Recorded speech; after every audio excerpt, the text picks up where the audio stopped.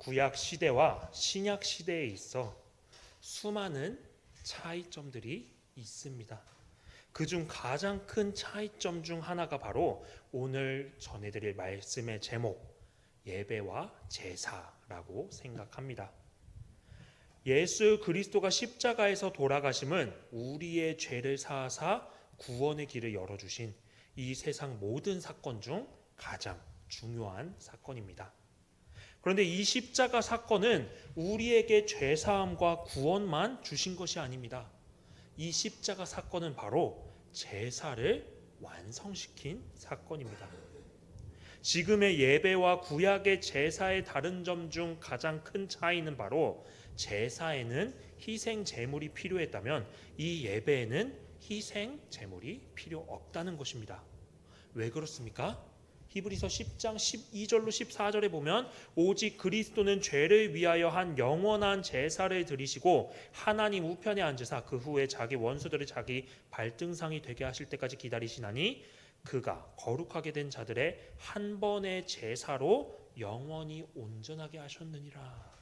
바로 십자가에 달리신 예수님께서 직접 완전한 희생 제물이 되셨고 완전한 제사장이 되사 그가 흘리신 보혈의 피로 말미암아 이제는 더 이상 피 흘림이 제물의 피 흘림이 없게 된 것입니다. 더 이상 동물이 희생되지 않아도 되고 우리는 더 이상 희생 제물이 피 흘리는 장면을 보지 않아도 되는 것은 바로 예수님의 보혈의 피 흘림, 그 십자가 사건이 영원한 희생 제물이요 완전한 제사장의 제사가 되었기 때문입니다. 그런데 오늘 본문을 보면 하나님께서는 우리에게 희생 제물을 요구하고 계십니다. 어떤 제물을 요구하십니까?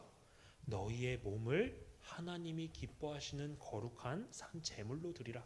이것이 너희가 드릴 영적 예배니라. 하나님께서는 분명 로마서 저자 바울의 입술을 통해 우리에게 원하시는 예배의 모습을 가르치시며 우리가 영적 예배를 드리길 요구하고 계십니다.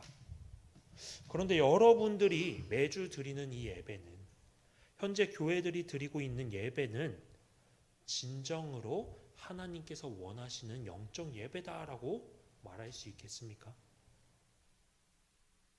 설교에만 귀 기울이다가 스스로 만족하고 돌아가는 예배를 진정으로 영적 예배다라고 말할 수 있겠습니까? 오늘 구약의 제사들과 예배를 보고 성경 속 하나님께서 말씀하신 예배들을 보며 우리가 진정으로 드려야 하는 영적 예배가 무엇인지 확인하고 회복하길 바랍니다. 그래서 오늘 함께 나눌 말씀의 제목은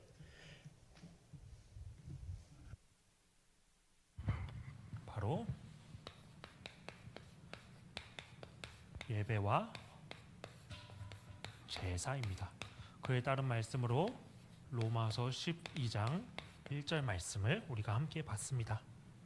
첫 번째로 우리가 함께 볼 거,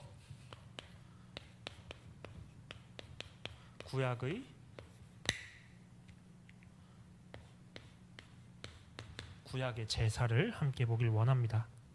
제가 수요 예배 때 구약 성경을 정리하며 제 나름의 가장 강조한 내용이 있었습니다. 바로 레위기서의 율법입니다. 레위기서는 내가 거룩하니 너희도 거룩하라 라는 하나님의 말씀대로 거룩하기 위한 방법으로 여러 율법들을 우리에게 주셨고, 레위기서 총 27장의 말씀 중 1장부터 7장까지 제사법에 관한 규례요, 9장, 11장, 17장, 21장, 22장 제물과 제사장에 관한 규례를 제시할 만큼 레위기서는 제사, 제물, 제사장에 관하여 우리에게 가르치고 강조하고 있습니다. 어떻게 가르칩니까? 먼저 제사의 5가지 종류입니다.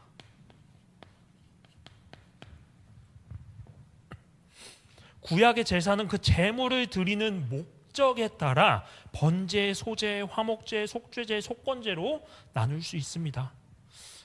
또 성경의 이론이냐 하면서 재미없을 수 있지만 이 제사가 구약의 예배가 초대교회와 중세교회의 예배로, 그리고 지금의 예배에 지대한 영향을 끼쳤기에 올바른 예배를 드리기 위해서는 반드시 알아야 할 내용이라 생각이 됩니다.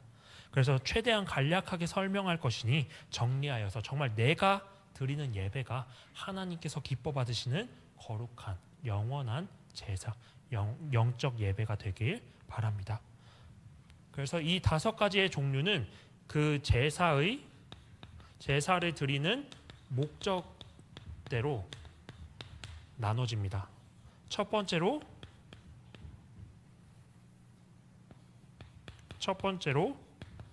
번제입니다. 레위기서 1장에서는 이 번제를 말씀하고 계십니다. 번제는 그 이름대로 제물을 태워 나를 부인하고 하나님의 완전함과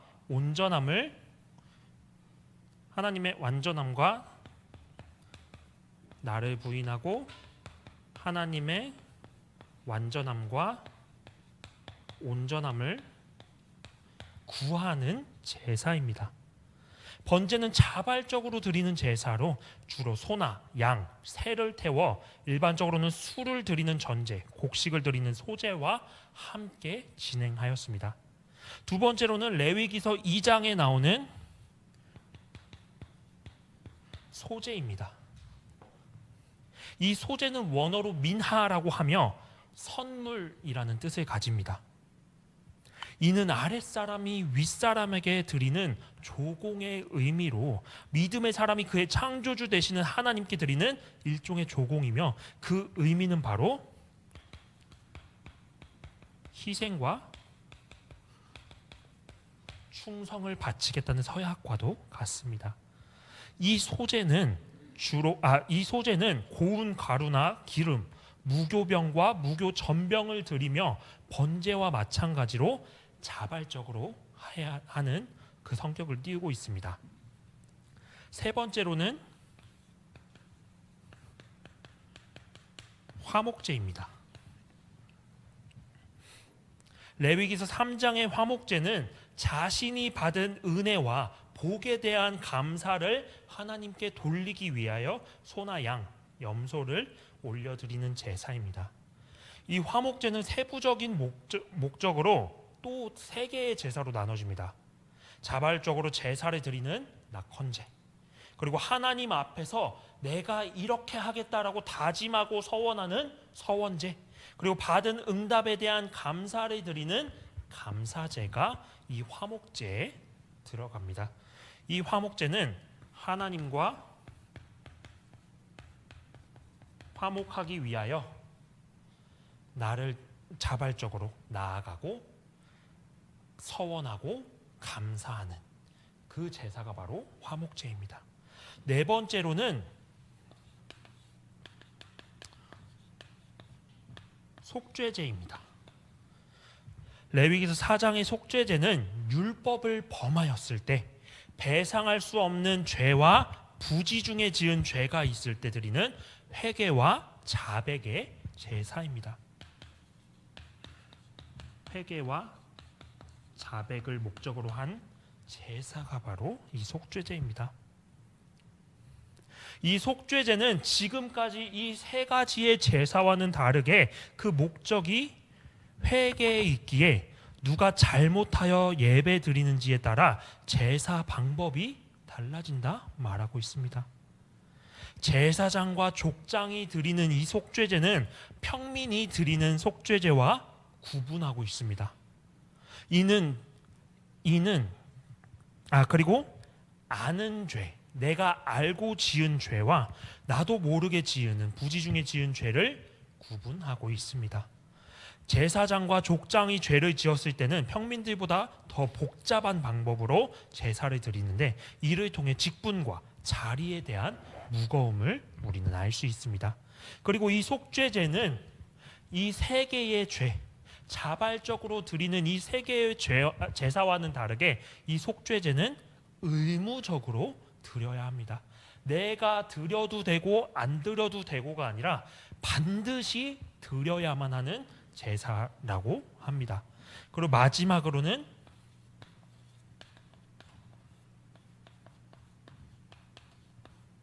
속건제입니다.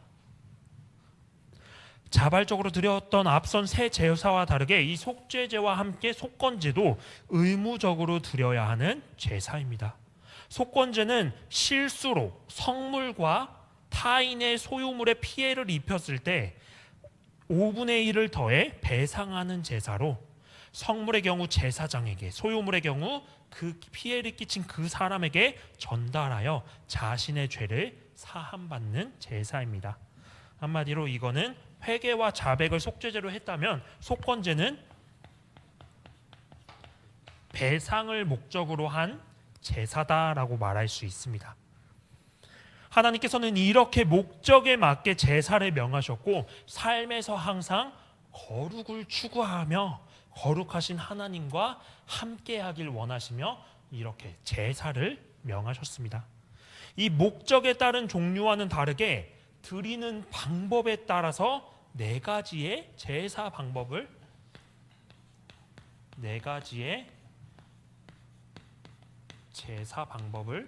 또 명령하셨습니다. 먼저 제물을 불에 태워 드리는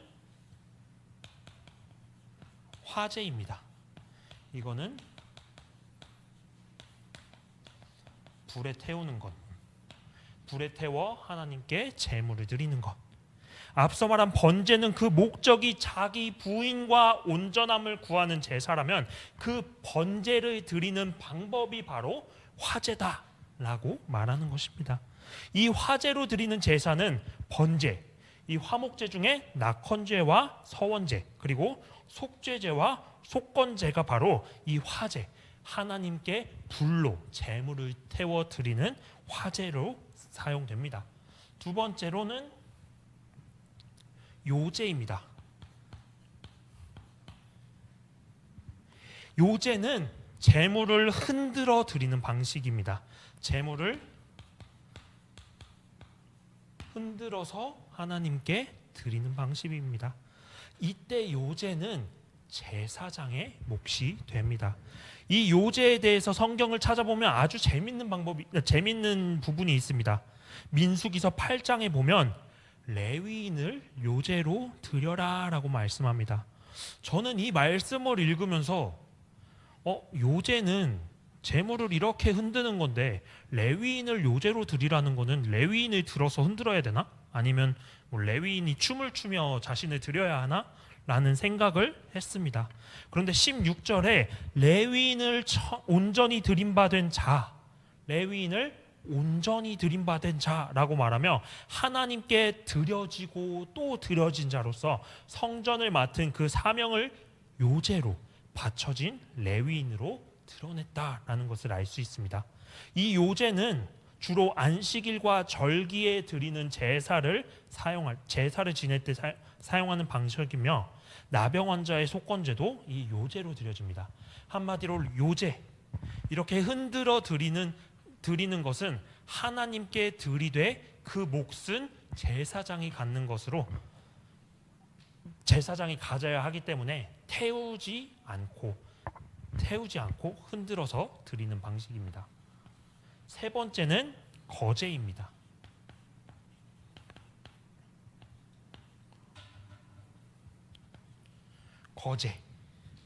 거제는 제물을 올렸다 내렸다 드리는 방식으로 화목제에 사용하는 방식입니다. 이 화목제 외에도 땅의 첫 소산물을 하나님께 드릴 때나 11조나 전리품을 하나님께 드릴 때도 올렸다가 내리는 방식으로 하나님께 드립니다. 그리고 이 거제도 요제와 마찬가지로, 아니 요제보다 더 강조하여 제사장의 몫이다라고 성경에서는 밝히고 있습니다. 마지막으로는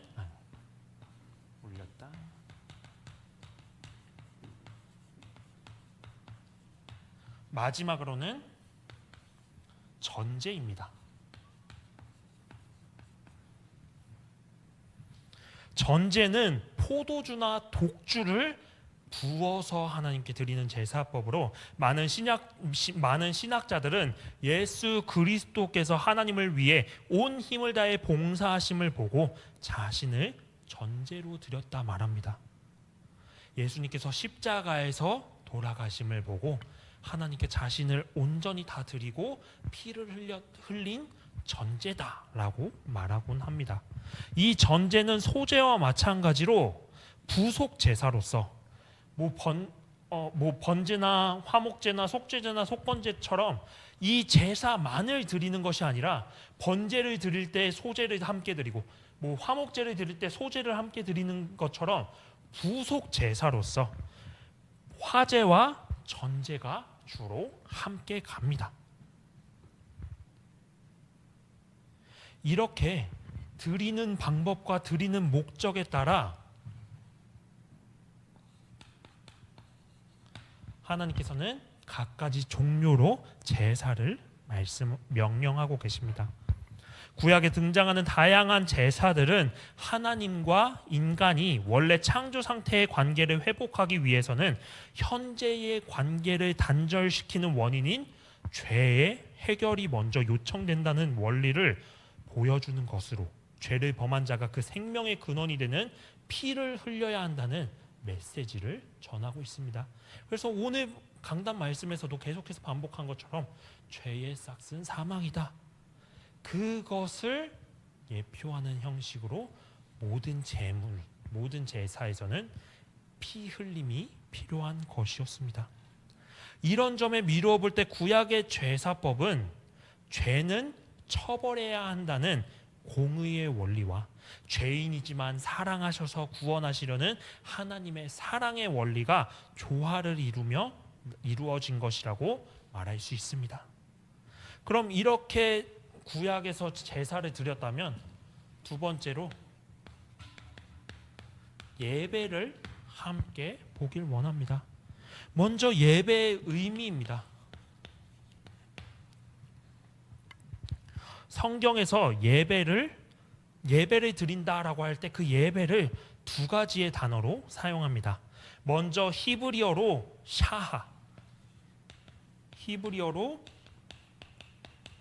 샤하라고 하며 이는 엎드려 절하다, 무릎을 꿇고 엎드리다 라는 뜻을 가집니다.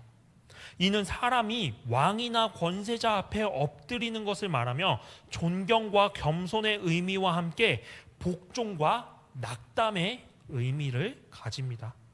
구약 사람들이 여호와 앞에 예배하는 것, 그리고 요셉의 꿈에서 형들의 몇 단과 해와 달과 11별이 요셉 앞에 절하는 것, 그리고 잠언서 12장에 사람이 근심하여 마음을 번뇌하게 하는 것, 근심으로 내가 낙담하게 하는 것, 그 모든 것을 샤하로 사용했습니다. 두 번째는 신약의 헬라어로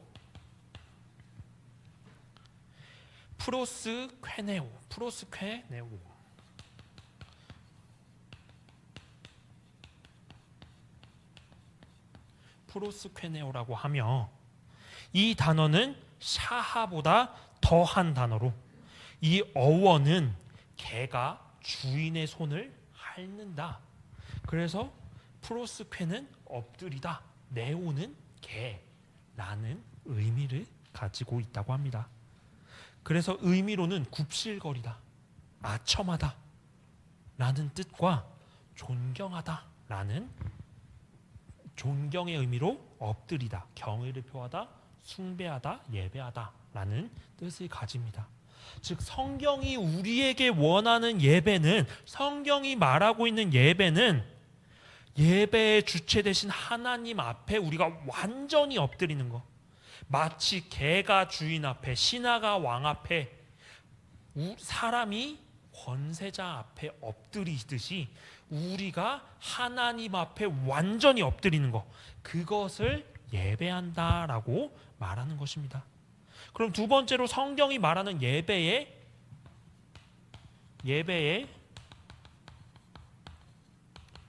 형태입니다. 이는 이사야서 6장 1절로 8절에 구약 시대에 진행된 예배의 형태와 분위기를 잘 나타내고 있습니다. 물론 이 본문을 쭉 읽어보면 실제 예배를 기록한 것은 아니라는 것이 발견됩니다. 그러나 당시 성전 예배의 초월성과 윤리적 차원을 잘 보여준다라는 평가를 받는 구절로 이때는 이 당시의 성전 예배는 5가지 단계로 이루어지고 있구나라는 것을 이 구절을 통하여 우리가 볼 수 있습니다.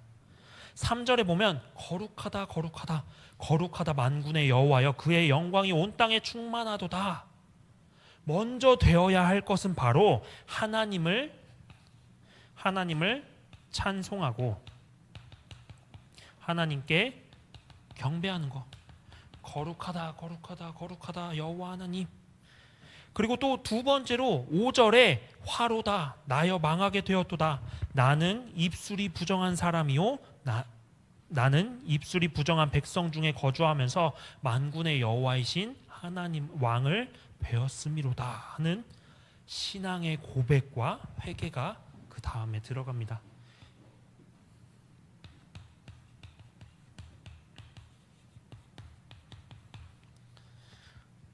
그리고 6절에서 7절에 보면 그때 그 스랍 중에 하나가 부젓가락으로 제단에서 집은 바 핀 수칠 손에 가지고 4개로 날아와서 그것을 내 입술에 대며 이르되 보라 이것이 내 입술에 닿았으니 내 악이 제하여졌고 내 죄가 사하여졌느니라. 바로 하나님의 용서가 들어갑니다. 또 4번째로 8절에 내가 주의 목소리를 들으니 주께서 이르시되 내가 누구를 보내며 누가 우리를 위하여 갈꼬 라는 말씀을 통해서 하나님의 말씀의 선포가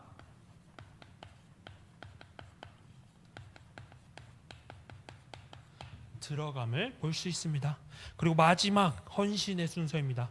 그때에 내가 이르되 내가 여기 있나이다 나를 보내소서 하는 응답으로 헌신이 드려져야 함을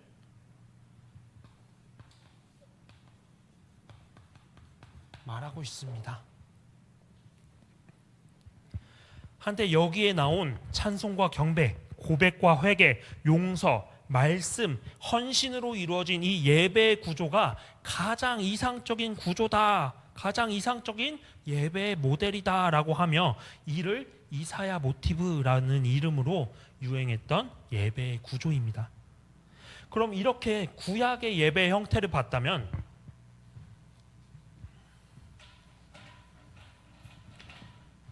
신약에서 초대교회 성도들이 드리는 예배의 형태를 함께 보길 원합니다. 구약은 여러 형태의 제사를 제시하고 있지만 신약 시대의 예배에 관해서는 신약 성경에 그 체계적으로 진술하고 있지는 않습니다. 그러나 예배에 관한 체계적 진술은 없지만 사도행전 2장 42절로 47절을 통해 그 예배가 어떤 형태를 띄었는지 우리는 예상할 수 있습니다. 먼저 42절 성도의 가르침을 받아 그들은 사도의 가르침을 받았습니다. 사도의 가르침을 받아.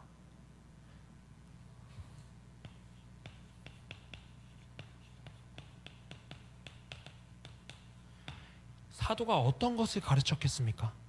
사도가 누구입니까? 예수님의 제자로 그의 말씀과 삶을 가장 잘 알던 그 사도들.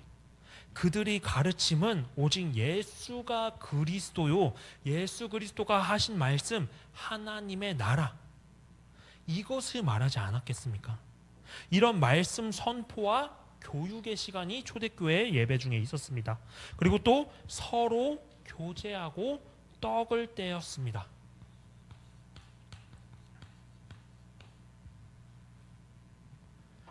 이때 떡을 떼었다는 것은 단순히 식사를 같이 했다라는 것이 아닙니다.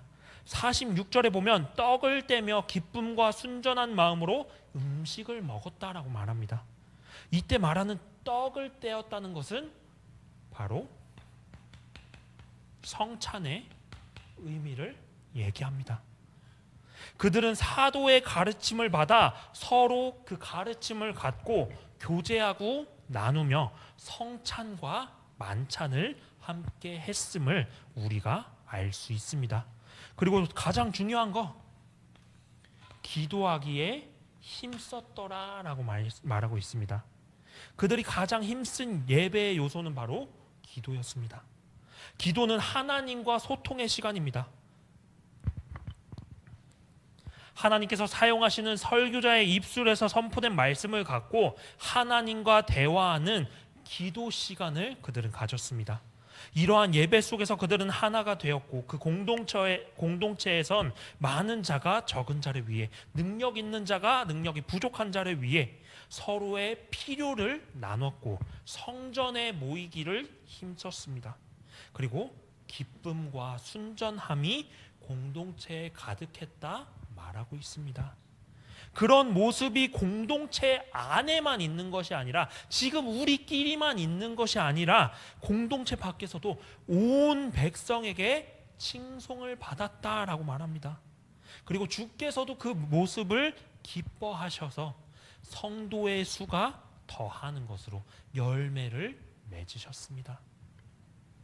우리가 사도의 가르침, 하나님의 말씀을 나누고 교제하고 성찬하고 기도하는 것으로 하나가 될 때 우리 공동체 안에서도 기쁨과 순전함이 넘치고, 이 공동체 안에서만 있는 기쁨과 순전함이 아니라 공동체 밖에 우리 주변을 지나가는 이웃들, 나의 친구들, 나의 동료들이 우리의 모습을 보면서 하나님께 영광을 돌리고, 그러한 영광을 누린 하나님께서 기뻐하시며 열매를 맺는 것, 그것이 바로 초대교회 예배의 형태와 그 결과입니다. 그렇다면 우리는 어떤 예배를 드려야 하겠습니까?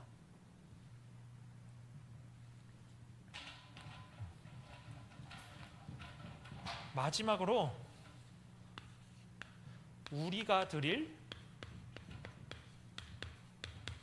영적 예배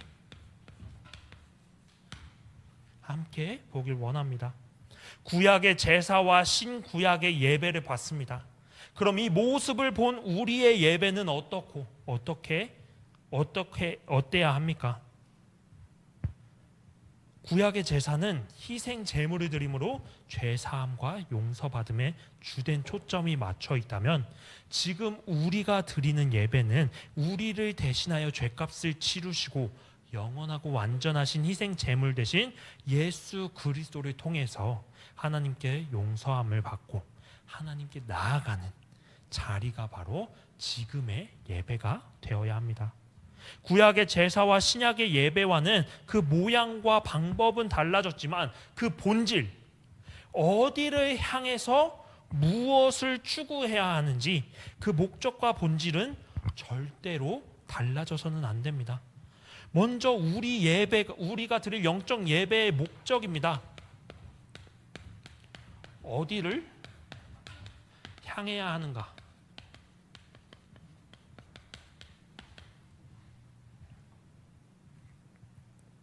당연히 우리의 예배는 하나님을 향해야 합니다. 제사는 여러 모양을 띄었지만 결국 그들의 목적은 단 하나였습니다. 거룩하신 하나님께 향하기 위하여 내가 거룩해지는 것. 자기를 부인하는 번제를 통해 온전함과 완전함으로 나아가고, 희생과 충성을 의미하는 소제를 통해 나를 하나님께 드리고, 화목제를 통해 하나님과 화목을 이루고, 속죄제와 속건제를 통해 나와 하나님 사이를 가로막는, 방해하는 죄를 사하는 것. 결국 제사는 거룩하신 하나님께로 향하기 위해, 나아가기 위해 나의 거룩을 회복하는 길이었습니다. 신약의 예배도 마찬가지입니다. 이들이 계속해서 나누는 것이 무엇이었습니까? 바로 중보자, 하나님과 나 사이의 중보자 되신 예수 그리스도, 그리고 그의 말씀이신 하나님의 나라, 하나님께서 통치하시는 그 하나님의 나라를 나눴습니다. 또 모여서 사도의 가르침 속에 하나님의 말씀을 듣고 서로 나누며 마음과 생각을 기도로 하나님께 향하게 했습니다. 그렇다면 지금 예배를 드리는 우리의 생각과 마음은, 우리의 시선과 관심은 어디를 향하고 있습니까? 정말 온전히 지금 내 집중이, 지금 내 시선이, 지금 내 관심이 온전히 하나님께로 향하고 있습니까? 아니면 예배 후에 뭐 하지? 오늘 저녁에 내가 뭐 할지, 내일은 뭐 할지 나에게 향하여 있지는 않습니까? 우리의 예배가 하나님께로 온전히 향하는 예배가 되길 바랍니다. 예배를 우리의 예배가 내가 받는 예배가 아니라 하나님께 드리는 예배가 되길 바랍니다. 예배의 목적이 은혜를 받는 것이 아닌 하나님께 영광을 돌리는 것이 될 때 하나님께서는 원치 않아도, 구하지 않아도 은혜와 복을 채워주실 거라 믿습니다. 그렇다면 예배의 주체입니다.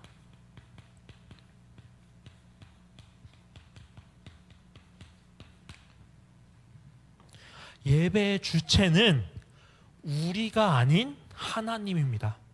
그런데 현대의 예배는 하나님께 드리는 그 제사의 본질은 사라지고 변질되었다 말하고 있습니다. 지금의 예배 형태는 예배자를 중심으로 예배자를 만족시키는데 초점이 맞추어졌다라는 것이 공통된 의견들입니다. 현대의 교회는 예배의 대상과 주체가 종교적인 틀 안에 묶여가고 있다 보니 그 예배의 형식과 틀이 목회자를 중심으로 예배자를 충족시키는 데 맞추어 다듬어져 가고 있습니다. 예배를 인도하는 인도자도, 설교하는 설교자도, 예배에 참여한 예배자도 예배의 주인공이 될 수 없습니다. 오직 하나님만이 이 예배의 주인공이요, 예배의 주체시요, 우리는 그의 영광을 드러내기 위해 헌신하는 헌신자일 뿐입니다.